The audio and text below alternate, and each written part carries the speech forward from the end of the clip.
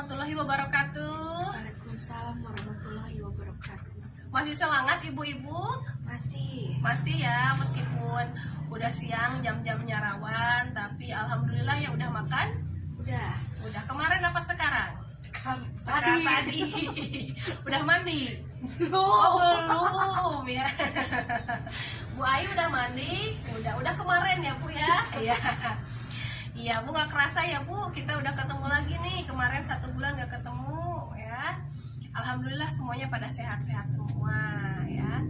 Nah jadi Ibu, pertemuan sebelumnya nih Bu, kita tuh ngebahas tentang apa ya Bu ya? Upaya pencegahan kekerasan ya? kekerasan terhadap anak. Iya betul Bu Eka, ditulis yang kemarin ya? Iya. Catatannya ada? Iya, luar biasa. Tepuk tangan dong buat Bu Eka, ibu-ibu semuanya. Makasih ya Bu Eka udah ngejawab ya. Luar biasa, masih semangat ya. Ya. Dengan baju warna merah moronyoinya. Wih. Nah, jadi pertemuan sebelumnya kita ngebahas tentang kekerasan terhadap anak ya. Iya Bu Ai, hak-hak anak ya. Terus yang 5 klaster hak anak. Iya betul Bu Atin. Makasih ya Bu Ica juga ya. Makasih udah ngejawab ya.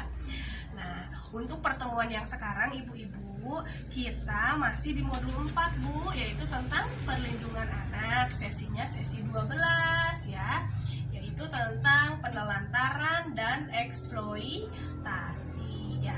Coba nih Bu, di sini ibu-ibu ada yang tahu nggak Bu, apa sih yang disebut dengan penelantaran terhadap anak itu? Mengabaikan anak. Iya betul, Bu Eka mengabaikan anak. Bu Ai, iya mendiamkan anak ya. Terus Bu Ica, oh iya kata Bu Ica apa? Jadi meninggalkan anak ngalurkeun ya kalau bahasa Sundanya mah.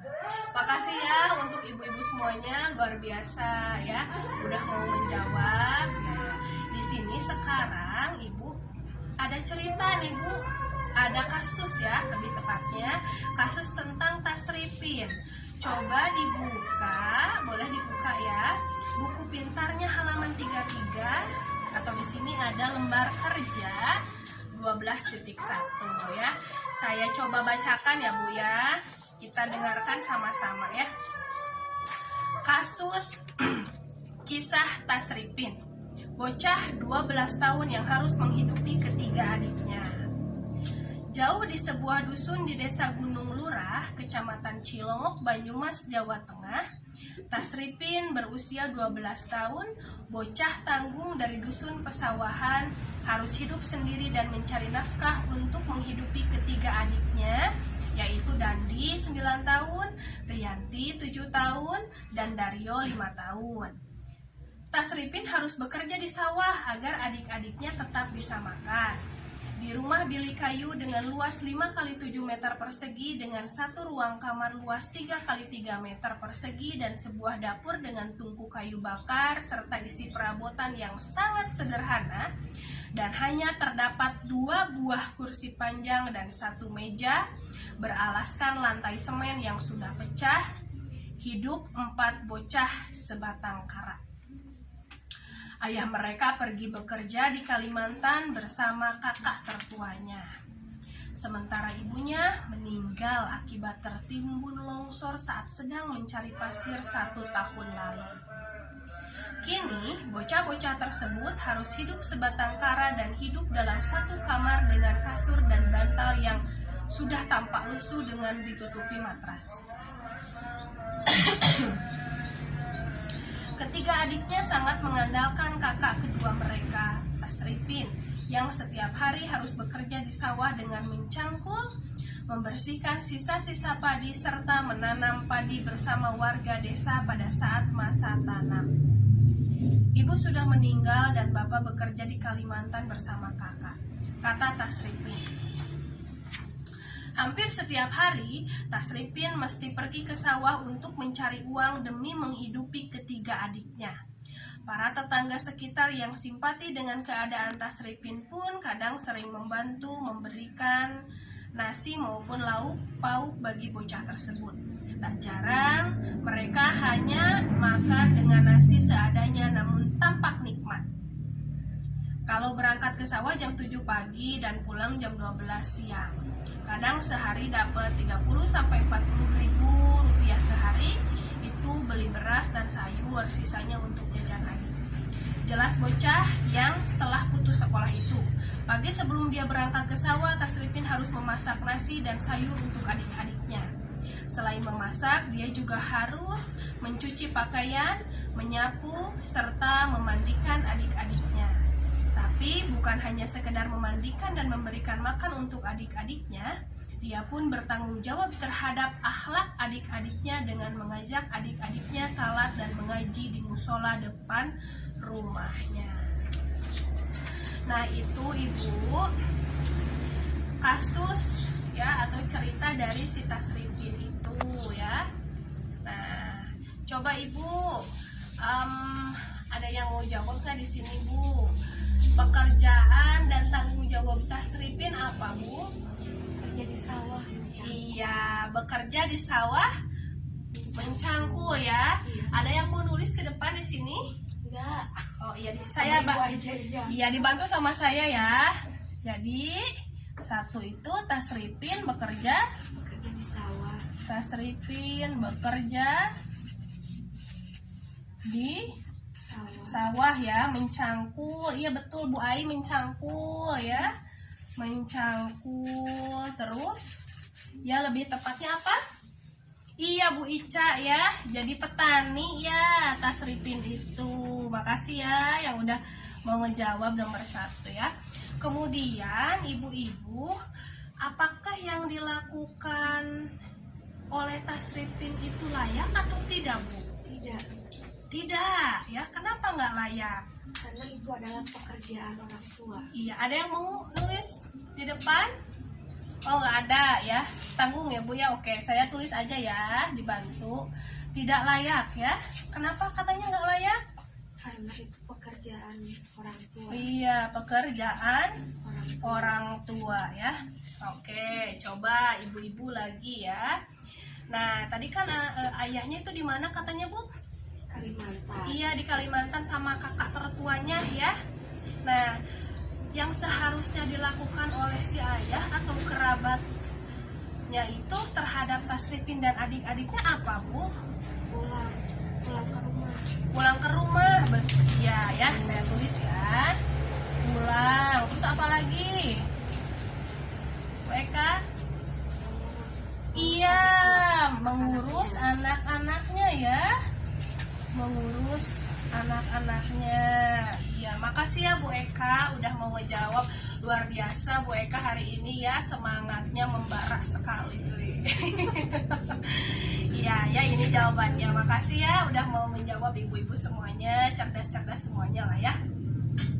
Jadi Ibu, kesimpulannya ya, hal yang dilakukan oleh ayah Tasripin itu adalah tindakan penelantaran. Nah, itu Bu katanya. Karena kan ayahnya pergi ke luar pulau. Terus Tasripin di sini suruh ngejagain adik-adiknya, dikasih makan, dikasih mengurusnya ya, kayak tadi katanya menyisihkan waktunya gitu kan untuk belajar mengajarkan ngaji dengan anak-anaknya ya. Nah, itu yang sementara bapaknya jauh di kota lain ya, meskipun uangnya tentu untuk Tasripin, tapi tindakan ayah tersebut itu dinamakan sebagai tindakan penelantaran ya. Jadi katanya harusnya tadi si Tasripin itu diurus sama ayahnya, kan ibunya sudah meninggal ya. Nah, berarti kalau ibunya meninggal yang ngurus itu ayahnya. Kasihan ya Bu ya. Iya ya. Nah, ibu-ibu ya, coba di sini ada flip chart 2. Nah, ada flip chart 2. Coba lihat ke sini ibu-ibu semuanya ya. Nah, flip chart 2 di sini yaitu pengertian penelantaran anak ya. Jadi yang gimana sih ya yang namanya penelantaran anak teh ya? Contohnya yang kayak tadi bapaknya Tasripin ya, yang nggak mengurus Tasripin, dibiarkan aja dengan adik-adiknya. Nah, ini pengertiannya di sini Bu. Coba lihat yuk ke sini sama-sama semuanya. Pengertian penelantaran anak ya. Di sini jadi penelantaran anak itu tidak dilakukannya kewajiban dan tanggung jawab orang tua atau pengasuh dalam memenuhi kebutuhan dasar anak, baik fisik, psikis, rohani, maupun sosial. Anak terlantar adalah anak yang karena suatu sebab orang tuanya melalaikan kewajibannya sehingga kebutuhan anak tidak dapat terpenuhi dengan wajar, baik secara rohani, jasmani, maupun sosial. Jadi ya Bu ya, kalau misalkan kewajiban-kewajiban ibu tidak dilakukan atau bapak ya nggak tanggung jawab terhadap pengasuhan anak untuk memenuhi kebutuhan dasar anak, ya itu sudah dinamakan dengan penelantaran ya, penelantaran baik itu fisik maupun psikis. Fisik itu kayak nggak diberi makan ya yang baik gitu, psikis itu kayak misalkan ditelantaran, diabaikan anak ketika anak misalkan pengen sekolah ya, terus sama ibu-ibu teh gak boleh. Nah itu ya, kemudian rohani itu nggak diajarkan gimana cara sholat, gimana cara agama yang benar itu ya, kalau misalkan agamanya Islam. Nah sosial itu kayak misalkan ditelantarkan begitu saja ya Bu ya. Nah terus katanya ya, si orang tuanya itu lalai ya Bu ya. Jadi sehingga si anak itu tidak terpenuhi dengan wajar ya, baik secara rohani, jasmani maupun sosial. Nah itu yang dinamakan dengan penelantaran anak ya. Ibu-ibu paham sampai sini? Mau menelantarkan anaknya Ibu? Enggak boleh ya Bu ya, karena ya yang namanya orang tua itu sudah seharusnya ya mendidik anak dan melindungi anak ya, nggak boleh ditelantarkan ya. Siap Bu? Siap. Kalau begitu terima kasih ya ibu-ibu atas partisipasinya. Tadi Bu Eka yang aktif, Bu Ai, Bu Ica, Bu Umi, dan juga ibu-ibu yang lainnya di sini yang luar biasa ya, udah mau berpartisipasi dan juga hadir di acara ini ya. Mudah-mudahan ini semua memberikan manfaat untuk kita semua ya Bu ya. Kita sama-sama belajar, saya juga sama-sama belajar di sini ya. Nah, kalau begitu untuk pertemuan kali ini dicukupkan dulu sampai di sini ya ibu-ibu.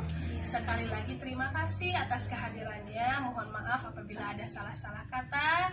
Wabillahi taufik wal hidayah. Wassalamualaikum warahmatullahi wabarakatuh. Waalaikumsalam warahmatullahi wabarakatuh.